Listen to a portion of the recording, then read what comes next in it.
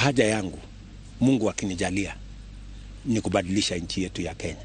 Hiyo inanitosha.